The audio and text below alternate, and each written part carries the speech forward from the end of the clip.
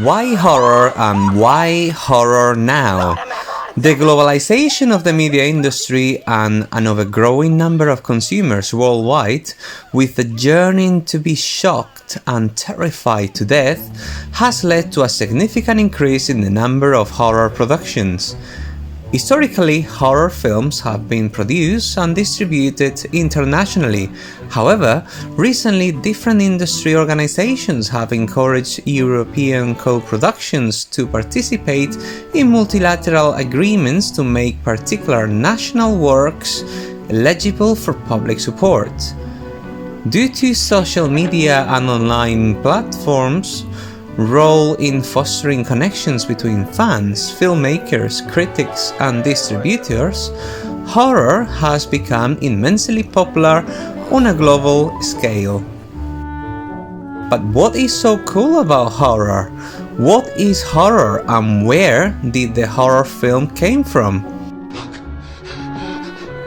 The horror genre became evident in the American film industry during the early 1930s, and it was during this time that the term horror was first understood by the film industry, critics, and audiences. The effect of horror goes beyond an individual's own exploration to the very essence of the genre itself, which, even outside of the context of art, aims to mock objectivity. Horror allows us to enjoy the things that makes us uncomfortable. It immediately challenges the conception of objectivity through its fixation with the liminal. This, in itself, is at conflict with the genre and goes against the basic premise of classification. All figures within horror are based on this fundamental boundary violation. The living and the dead, animate and inanimate. Horror, as a genre, delights in transgressing boundaries. The characteristics of the horror genre have evolved into a variety of subgenres or styles, from the supernatural and the gothic, to stalkers, slashers, and serial killers, to gore films, body horror, and torture porn. These days, viewers expect a horror movie to evoke a wide range of emotions. These include fear, terror, fright, dread, and anxiety. They want to feel scared, shocked, or made to jump. They want to shiver, feel their skin crawl, or get the chills. They want to feel disgusted, sick, or repulsed, while at the same time feeling sexual fascination, curiosity, empathy, relief, and even laughter. These responses are produced by manipulating the technical codes of cinema in a way that allows the spectator to feel them. In this video essay, I will walk you through a few horror films that, in my opinion, fall into the categories of the supernatural, the occult, and ghost films, which, according to Bridget Cherry's 2009's book, are those that incorporate ghosts, witchcrafts, the devil, and other supernatural beings into our real world. Not to mention, I will talk about monster movies that contains invasions, extraterrestrial beings, and destruction. I will also talk about psychological horror movies that investigate psychic states, serial killers, or crime. Supernatural, occult, and ghost films. These films frequently include spooky themes and deal with the intrusion of spirits, ghosts, witches, the devil, and other beings into the real world. The Exorcist from 1973 by William Friedkin is a great example of this genre, where Regan, a young girl, starts acting strangely after playing with a Ouija board. Chris, her mother, and an actress, consults two priests who conclude that Regan is possessed by a demonic entity. The Others, a film from 2001 by Alejandro Amenábar, takes you on a slow and very uncomfortable ride with Nicole Kidman in the role of Grace Stewart, living in a mansion with her two children.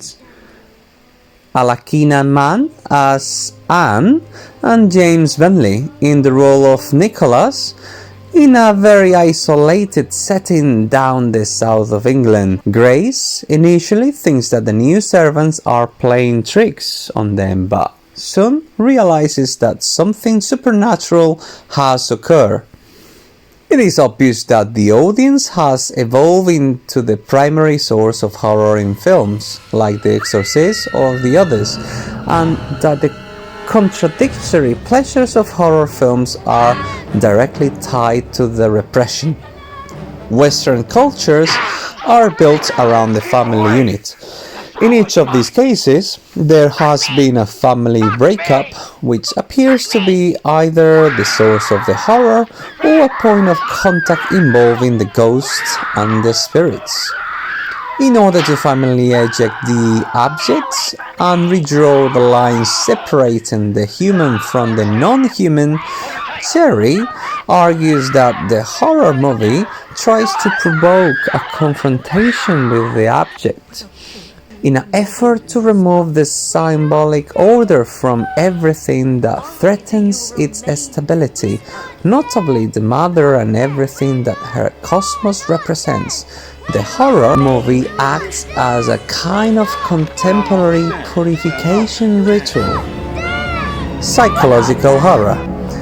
These films are excellent at exploring psychological states and psychosis, such as criminality and serial killing. The Silence of the Lambs from 1991, directed by Jonathan Demme, is a great example with Jodie Foster playing Clarice Sterling, an FBI agent seeking help from Hannibal Lecter, a psychopathic serial killer and former psychiatrist trying to apprehend another serial killer who has been claiming female victims. The Hand That Rocks the Cradle from 1992, directed by Curtis Hanson, is another example of such films where actress Annabella Sciorra, acting as Claire Bartle, is to blame for her husband passing. Mr. Mott intends to ruin her family by helping as a babysitter for her kid. The effects, emotional and psychological reactions that cinematic horror is intended to elicit in the audience are achieved through the use of horror aesthetics within the genre. There are many postmodern horror films that could be anticipated to include a wide range of types of reactions that these aesthetics within psychological horror will elicit. The fact that the audience will be sitting in suspense, waiting for something to happen at any moment. Monster movies. These films typically depict natural and supernatural entities invading our ordinary life and wreaking devastation and death in their path. Godzilla is a film from 2014 directed by Gareth Edwards. In the film, an American soldier attempts to return to his family while caught in the crossfire of an accident between Godzilla and two parasite monsters known as Mutos.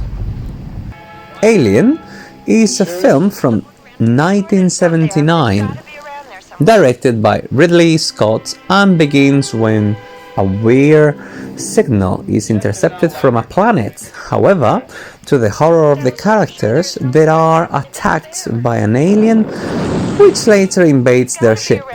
These two films are well known with the genre and today serve as benchmarks. We must consider the function of the unconscious in fears and anxieties that can be described in the broader sense than just the psychosexual in order to understand why watching cinematic horror could provoke the reaction it does.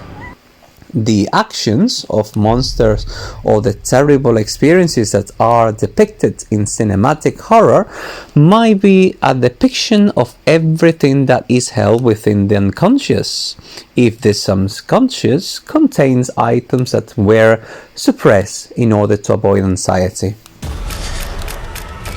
So, we have learned that there are many ways to represent horror within cinema, and the subgenres that have been discussed today will hopefully give you further insight into the world of horror. Through monster, ghosts, and serial killers, the horror genre is able to reach into the deepest fears hidden within your psyche, making them accessible, acceptable, and surprisingly enjoyable. After all, the genre plays on something we can all relate to, being human.